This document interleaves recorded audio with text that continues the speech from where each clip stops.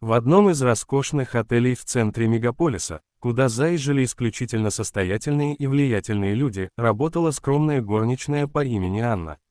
Каждый день она приходила в отель с самого утра, чтобы убирать номера, менять постельное белье, натирать до блеска зеркало и санузлы. Работала она молча, аккуратно и добросовестно, почти всегда с опущенными глазами и сдержанной улыбкой на лице. Анне было 30 лет, и несмотря на свою молодость, в ее глазах читалась усталость и пережитая боль. Немногие знали, что в прошлом она была студенткой консерватории, подающей большие надежды пианисткой. Но жизнь распорядилась иначе, после смерти родителей и последовавшей за этим финансовой разрухи ей пришлось бросить учебу и устроиться на любую работу, чтобы выжить. Музыка осталась в ее сердце, но времени и возможности вернуться к инструменту больше не было.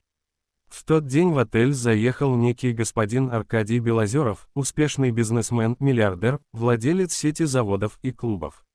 Он был известен своим высокомерием, презрением к простым людям и желанием постоянно подчеркивать свое превосходство. Слухи о его язвительном характере ходили не первый год. Он любил устраивать так называемые «шоу», выставлять кого-нибудь в неловкое положение ради собственного развлечения. Анна зашла в его номер, чтобы привести все в порядок, как вдруг услышала громкий голос. «Эй, ты, подойди», это был сам Белозеров, говорят, «ты у нас культурная, что-то там в музыке понимаешь». Анна растерялась. «Я когда-то училась в музыкальной школе». «Школа, говоришь? Ну-ка иди сюда», он указал на роскошный рояль, стоящий в лаунже отеля, «посмотрим, на что ты способна». Играла когда-то, вот и сыграй. Поиграй нам, уборщица, развлеки нас. Собралась небольшая публика, охранники, персонал, пара других гостей. Все с интересом наблюдали за ситуацией. Кто-то хихикал, кто-то с сожалением наблюдал за тем, как богатый человек унижает простую женщину. Анна почувствовала, как ей стало не по себе. Щеки горели, руки дрожали. Но в какой-то момент в ней что-то щелкнуло. Она подошла к инструменту, села, закрыла глаза и начала играть.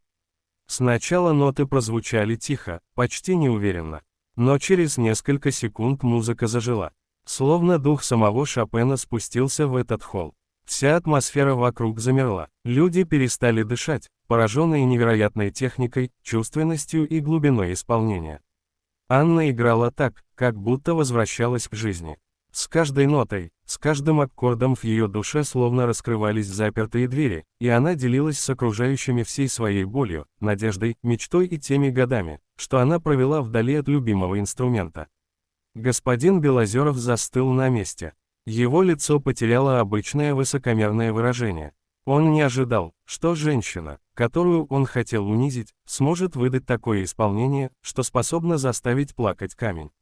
В его глазах мелькнуло то ли восхищение, то ли стыд, то ли внутренний конфликт, который он долго не испытывал. Когда Анна закончила, в зале наступила полная тишина, а затем бурные аплодисменты. Все, кто смеялся и усмехался ранее, теперь смотрели на нее с восхищением. Кто-то даже смахивал слезу. «Кто вы?» – прошептал Белозеров. «Где вы научились такому?» Анна встала, опустила глаза и ответила. «Это-то, кем я была. Когда-то, но потом жизнь расставила все иначе». Он смотрел на нее, не зная, что сказать. Его губы дрожали, а в глазах мелькнула растерянность. «Вы не должны здесь работать», — выдохнул он, — «вы должны выступать. Вас должен услышать мир». С этими словами он достал из внутреннего кармана визитку. «Позвоните, я знаю людей, настоящих, которые поймут и поддержат. Если вы захотите, завтра же вы будете играть на сцене». Анна не взяла визитку. Она смотрела на него спокойно и тихо сказала: «Благодарю, но теперь мне уже не нужны чьи-то подачки. Я вспомнила, кто я есть. И этого достаточно, чтобы идти вперед самой». С этими словами она развернулась и пошла прочь, оставив его с опущенной рукой и взглядом, устремленным вдаль. С тех пор ее жизнь изменилась. Анна нашла старого друга-преподавателя, с которым когда-то занималась музыкой, и тот помог ей устроить небольшой сольный концерт в камерном зале. Видео с ее выступлением набрало миллионы просмотров. Ее стали приглашать на фестивали, концерты, ее имя начали упоминать в музыкальных кругах. История горничной, которую хотели унизить, но чье искусство оказалось выше всякой гордости и богатства, стала вдохновением для тысяч людей. Ее начали приглашать на телевидение, в ток-шоу, и даже сняли документальный фильм о ее судьбе. А Аркадий Белозеров, он исчез из медийного поля. Поговаривали, что он ушел в себя, начал переосмысливать свою жизнь.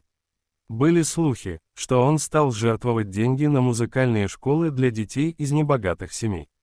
Возможно, он действительно понял что-то важное в тот вечер. Но для Анны главное было другое, она вернула себе себя. Не статус, не сцену, не деньги.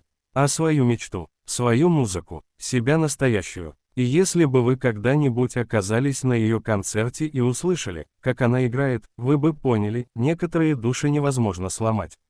Даже если они вынуждены на время затихнуть и жить в тени.